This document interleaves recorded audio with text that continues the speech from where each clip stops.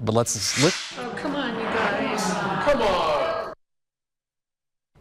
That was some of the reaction from some people that were in attendance when a potential resolution to limit building height in downtown Colorado Springs did not move forward today. Council member Dave Donaldson was the only member present who wanted to move this to regular session, where council would decide on whether to put the decision on November's ballot. It would have let you decide whether the height of buildings in our downtown Colorado Springs area should be regulated.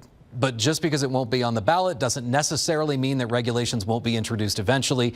Aaron Vitito's live downtown. Some of the discussion stems from a proposed 36-story apartment complex in part of downtown, Aaron.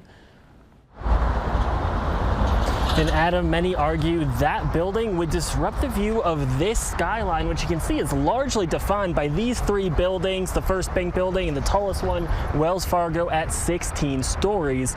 But more so, some argue it would disrupt their view of Pikes Peak, which is just behind me, which they say gives the downtown area its identity. Now, one person who lives in the building that I'm at currently tells me the skyline of the city gives downtown its character, something Councilmember Donaldson argued today. Now, when we spoke to the developers of that 36-story building, they said they hope they might start a trend of more development of such buildings in the area, something many people tell me they're actually against.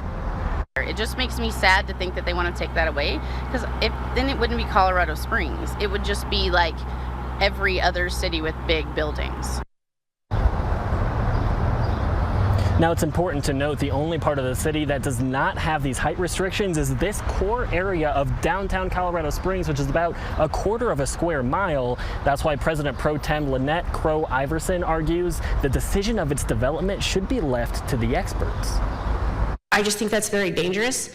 I have a hard time with people in flying horse in eastern Colorado Springs voting on what happens in a very teeny tiny square of Colorado Springs. Now, Donaldson argued this area is the heart of Colorado Springs, and that's why he should have voter input on its development.